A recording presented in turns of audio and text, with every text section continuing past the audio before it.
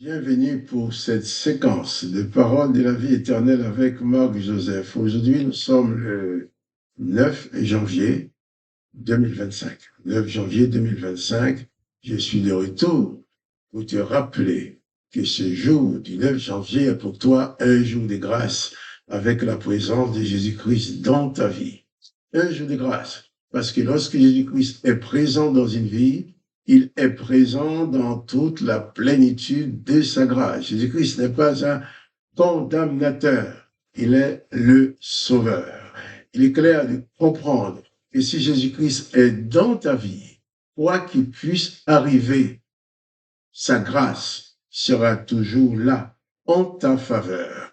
Donc, ce jour du 9 janvier 2025, c'est un jour de grâce pour toi. Il faut le réaliser afin de bannir de ta vie toute forme de panique, de découragement et de déprime, afin de pouvoir vivre avec cette pleine certitude que Jésus-Christ est présent en toi. Il t'accompagne. Comme nous avons lu dans l'évangile des Jean, Jésus-Christ qui dit, je suis le bon berger.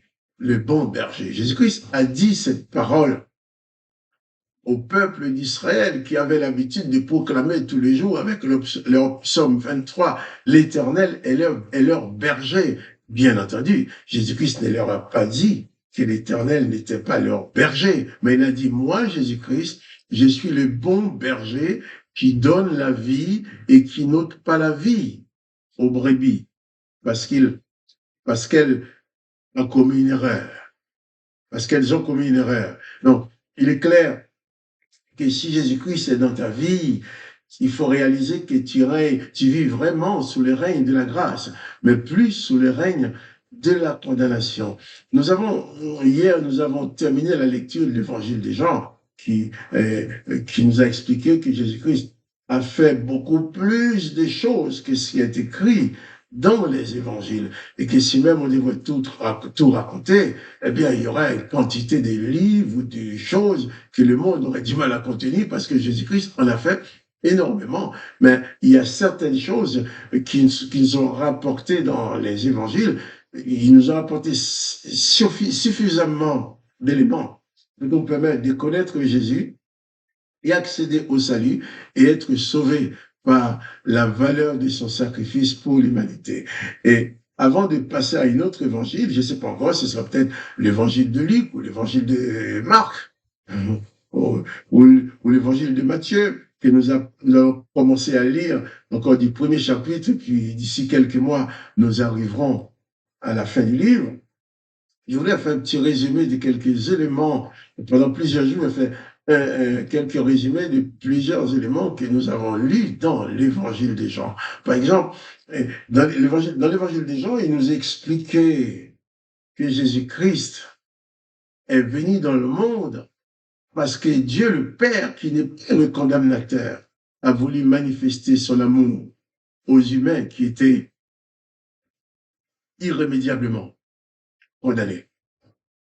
Ainsi, il est écrit dans Jean chapitre 3, verset 16, « Car Dieu a tellement aimé le monde qu'il a donné son Fils unique afin que quiconque croit en lui ne périsse point, mais qu'il ait la vie éternelle.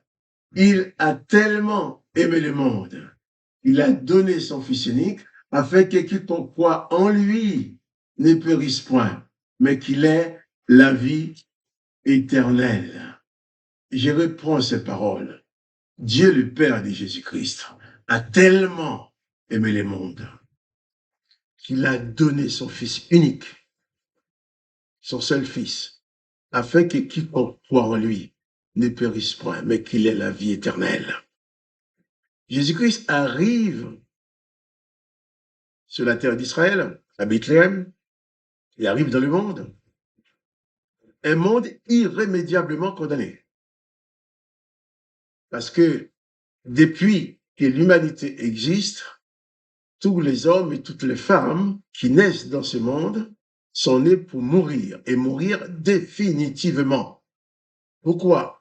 Parce que l'Éternel des armées avait établi sur l'humanité deux principales lourde condamnation. À savoir, d'abord, il dit, j'exterminerai l'homme que j'ai créé. Il fait que l'homme, que ce soit l'homme ou la femme qui naît aujourd'hui, même les enfants qui sont en train de naître aujourd'hui, on sait déjà qu'ils sont nés pour mourir physiquement. Donc cette condamnation, personne ne pouvait pas, personne, j'ai pas le très mal, personne ne pouvait y apporter remède. Et l'autre condamnation encore, l'Éternel les a dit, empêchons l'humain, l'être humain, de vivre éternellement. D'abord, condamné à l'extermination et ensuite exclu de la possibilité de vivre éternellement, même dans le monde de l'esprit. Et Dieu le Père, qui n'est pas le condamnateur, qui ne condamne personne, a vu cette misère de l'humanité et il a envoyé Jésus. Et Jésus vient envoyé par la puissance et l'amour de Dieu le Père pour l'humanité. Et pourquoi est-il venu? Il est venu afin que quiconque croit en lui ne périsse point, mais qu'il ait la vie éternelle. Jésus-Christ est l'antidote des condamnations établies par l'Éternel des armées. C'est d'ailleurs pour cela les serviteurs de l'Éternel des armées ont menti, ils ont tout fait pour obtenir de Pilate la mort de Jésus-Christ. Aussi, Pilate a quand même proclamé la justice en déclarant Jésus-Christ non coupable, en disant qu'il ne trouve en cet homme rien qui mérite la mort. Mais sous l'assistance des serviteurs de l'Éternel, ils ont cédé, il a cédé, Pilate a cédé, il a ordonné de fouetter Jésus, de le torturer et ensuite de le crucifier. Et alors, même en crucifiant Jésus, Jésus a continué l'accomplissement de sa mission en accordant le pardon à ceux qui ont demandé sa mort et qui l'ont obtenu, et à ceux qui lui ont foncé les clous dans les pieds et dans les mains. Jésus est venu uniquement dans le but de permettre à l'humanité d'accéder à la vie éternelle et d'être délivré de cette condamnation établie par l'Éternel des armées que personne ne pouvait faire bouger. Aussi, il y a un homme qui s'appelait Shaoul de Tarse, qui est devenu Paul. Shaoul de Tarse, qui est devenu Paul. Jésus-Christ a dit, à partir de maintenant, tu t'appelleras Paul, qui signifie ouvrier en hébreu. Paul, les serviteurs de l'Éternel, ayant été touché par Jésus-Christ, est devenu ouvrier pour Jésus. Et Jésus va l'envoyer. Et c'est Paul qui va dire aux Romains, il n'y a donc maintenant aucune condamnation pour ceux qui sont en Jésus-Christ. C'est pour cela que je t'invite à t'installer en Jésus-Christ. Je t'invite pas à accéder à une religion. Non.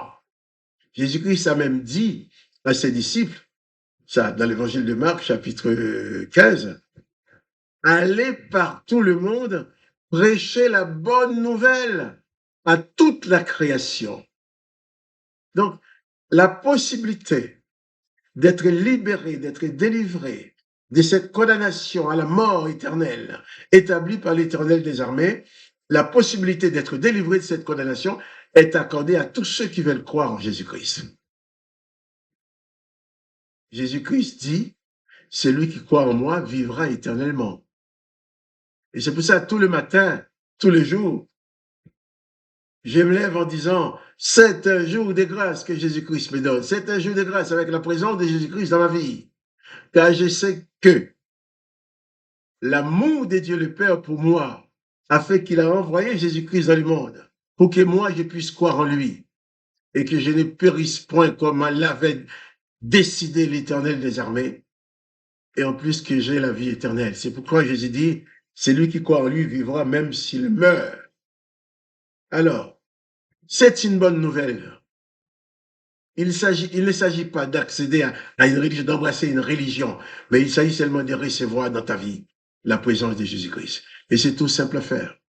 Il suffit vraiment de demander sincèrement du fond de ton cœur, de ton âme, de demander à Jésus-Christ de venir habiter en toi. Tu verras, son esprit viendra remplir ta vie. Et ensuite, donne-toi la peine de lire les évangiles, Matthieu, Marc, Luc et Jean, qui contiennent les paroles de Jésus-Christ. Nourris-toi de ces paroles et tu vas comprendre toute l'immensité de l'amour de Dieu pour toi. Et tu vas bannir de ta vie toute forme de panique. Car en Jésus-Christ, même si quelqu'un te tue, personne ne peut te tuer, la personne va tuer ton corps, que l'Éternel les armées avait déjà prévu de tuer lui-même. Mais ton âme, ton esprit, qui est en Jésus-Christ, vivra éternellement. Donc, accéder à cette dimension de la grâce en Jésus-Christ, c'est accéder à l'immortalité. Dieu le Père a tant aimé le monde qu'il a donné son Fils unique pour toi, afin que quiconque, il n'a pas dit que monsieur est tel, que madame est telle, que monsieur le ministre, le président, le roi, les seigneurs est tel. Non, quiconque, le pauvre, le riche, quelle que soit ton origine, quelle que soit ta couleur de peau, Jésus-Christ est mort pour toi et il t'appelle. Ne rejette pas cet appel, car il n'y a rien dans ta vie, rien dans le monde, qui puisse remplacer la présence de Jésus-Christ dans ta vie. Aucune religion ne peut le remplacer. Jésus-Christ n'est pas une religion. Beaucoup de religions utilisent le nom de Jésus-Christ en faisant le contraire de ce que dit Jésus. Mais Jésus-Christ te dit, viens à lui. Entretiens une relation personnelle avec Jésus-Christ pour avoir ton salut personnel. Car tu ne vas pas être sauvé avec les autres. Les autres seront sauvés à côté de toi. Mais ton salut, ta vie, est une affaire personnelle avec Jésus-Christ. Alors, pas de panique. Dès aujourd'hui, accède à cette dimension de la grâce. Confie ta vie à Jésus-Christ. Installe-toi dans cette dimension de la vie éternelle qui te donne Jésus-Christ. Et abandonne toute forme de peur. Car Jésus-Christ te dit, ne crains point, car je suis avec toi tous les jours, jusqu'à la fin du monde. Et si tu veux mieux connaître Jésus-Christ, je t'invite à lire l'Évangile avec moi tout le mardi soir à 21h, en composant le numéro de téléphone gratuit 01 59 42 30 42 et les codes 334 84 82. Et nous lirons les évangiles ensemble pour mieux connaître Jésus-Christ. Alors que le nom de Jésus-Christ, que le nom du Dieu d'amour soit glorifié, que quoi, tu sois richement béni dans la présence de Dieu. Quant à moi, Marc-Joseph, je te dis, pas de panique. N'oublie pas que Jésus-Christ a mis à ta disposition le salut. Jésus-Christ a mis à ta disposition la vie éternelle, la libération du pouvoir du péché. Que son nom soit glorifié et que toi, tu sois béni. Et je te dis aussi, à demain pour les paroles de la vie éternelle.